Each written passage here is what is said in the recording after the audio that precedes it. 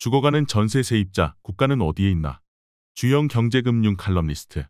세상 물정을 잘 몰랐던 어린 시절이었다고는 하지만 그 중에서도 우리 전세 제도는 도무지 이해가 되지 않았다. 대체로 돈 없고 집 없는 사람이 집주인에게 엄청나게 큰 돈을 빌려준다니, 때론 전 재산을 빌려준다니, 그런데 이 모든 것이 놀랍게도 사금융이라니.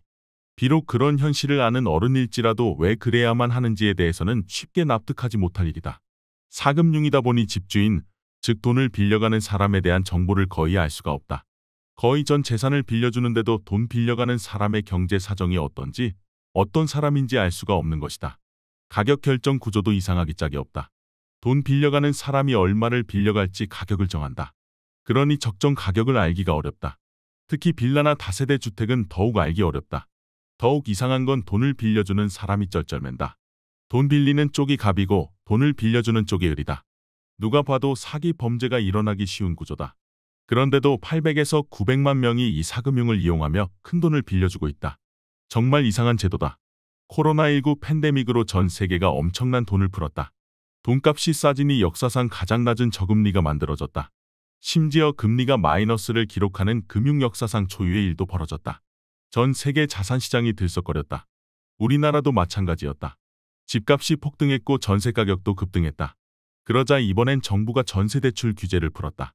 전월세 시장 안정화와 높은 전세가로 고통받고 있는 서민들을 위한 것이라 했다. 그런데 전세가는 돈 빌려받는 사람, 즉 집주인이 정한다. 은행 빚이 가능해져 돈을 빌려줄 사람들의 주머니가 넉넉해졌다. 이를 가장 빨리 눈치챈 사람들이 바로 집주인들이다. 이젠 돈 빌려가는 사람, 집주인들이 다시 전세 가격을 올린다. 여기에 언론이 가격을 더욱 부추기는 자극적인 기사들을 쏟아낸다. 이렇게 전세 가격은 또 다시 올라간다. 이렇게 오른 전세 가격이 다시 집값을 끌어올린다. 이젠 오른 전세가만 이용하면 3천만 원으로 3억 원짜리 집을 살 수 있다. 이른바 갭투자라는 신종 투자 방법이 판을 친다. 집값은 자고 나면 또 올라간다. 정말 이상한 일이다. 분명 집 없는 서민들을 위해 전세대출 규제를 풀었는데 오히려 집주인이 편안하고 여유 있게 더 큰 돈을 빌리고 있다. 그리고 집값은 하늘 높은 줄 모르고 올라간다. 결과만 보면 정부의 전세대출 규제 완화가 집주인을 위한 것인지 집 없고 돈 없는 서민들을 위한 것인지 알 수가 없다. 결국 은행이 전세대출로 돈을 더 풀었음에도 전세 수요자는 똑같이 돈이 모자란다. 그 사이 부동산 버블과 가계부채의 위험은 교도소 담장 위를 걷듯 임계치를 아슬아슬하게 오르내리고 있다. 인플레이션이 닥쳤다. 빅스텝, 자이언트 스텝, 울트라 스텝 등 처음 들어보는 어색한 단어가 등장하며 기준금리가 가파르게 오른다. 미국 기준금리는 불과 1년 만에 0.25%에서 5.25%까지 올랐다. 심지어 한두 차례 더 올려야 할지도 모른다. 우리나라 기준금리도 0.50%에서 3.50%까지 무섭게 올랐다. 전 세계가 풀린 돈을 걷어들이는 긴축 정책으로 빠르게 돌아섰다. 이젠 집값이 떨어진다. 경매 물건도 계속 쌓인다.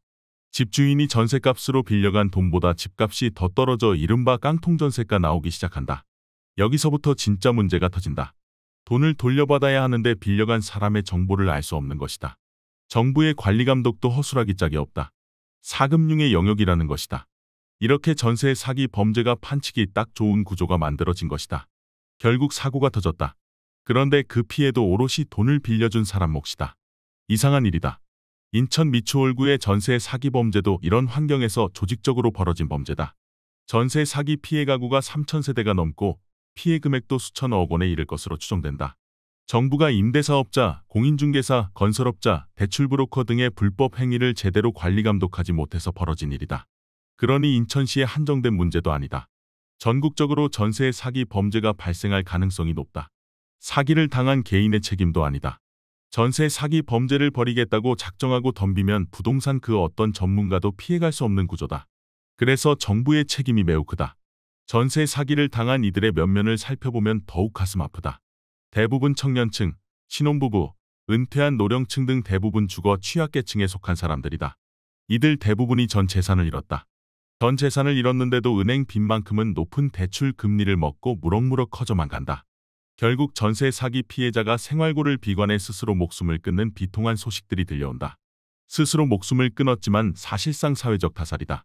정부의 책임이 매우 컸다. 정부는 그 책임의 무게만큼 형식적인 대책이 아닌 국민 목숨을 살릴 수 있는 보다 실질적이고 긴급한 대책을 내놨어야 했다.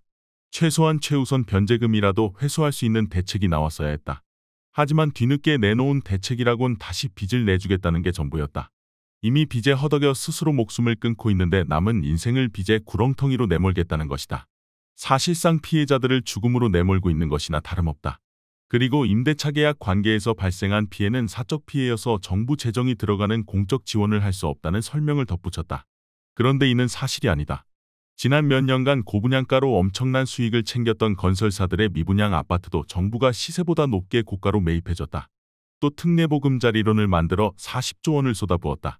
집값이 9억 원 이하면 누구에게나 3에서 4%대 저금리로 5억 원까지 대출해주는 제도다.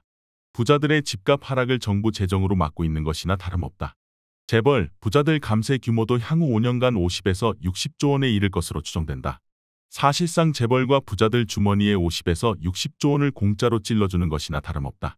어디에도 공적 영역은 없다. 오히려 사적 영역을 넘어 개인 영역에 가깝다. 그러는 사이 올해 4월까지 국세는 이미 34조 원이나 펑크가 났다. 분식회계 범죄를 저질러 천문학적 성과급 잔치를 벌였던 파산 직전의 사기업에도 약 10조 원의 공적자금을 쏟아부었다. 김진태 강원도지사의 레고랜드 ABCP 사태가 터졌을 때에도 50조 원으로도 부족해 200조 원 플러스 알파 지원 대책을 내놓기도 했다. IMF 외환위기 당시에는 무려 169조 원에 이르는 국민 혈세를 공적자금으로 쏟아부었다. 그 돈은 지금도 71%밖에 회수되지 않고 있다. 모두 사적 영역이었다. 그러니 정부의 설명은 틀렸다. 아니 거짓말이다. 지금까지 사적 피해 구제를 위해 정부는 천문학적 재정을 쏟아부어왔다. 단지 그 대상이 서민들이 아닌 부자들이었고 재벌 기업들이었을 뿐이다. 정부의 설명대로라면 같은 사적 피해일지라도 부자들, 재벌들에게 쓸 재정은 있고 서민들을 위한 재정은 없다는 소리다. 지난달 24일 또 한 명의 전세 사기 피해자가 스스로 목숨을 끊었다. 벌써 5번째 비극이다. 피해자들의 전세보증금은 대부분 피땀 흘려 모은 전 재산일 가능성이 높다. 생명만큼 소중한 돈이다. 그러니 스스로 목숨을 끊는 것이다. 시간이 없다. 거짓말하고 있을 때가 아니다.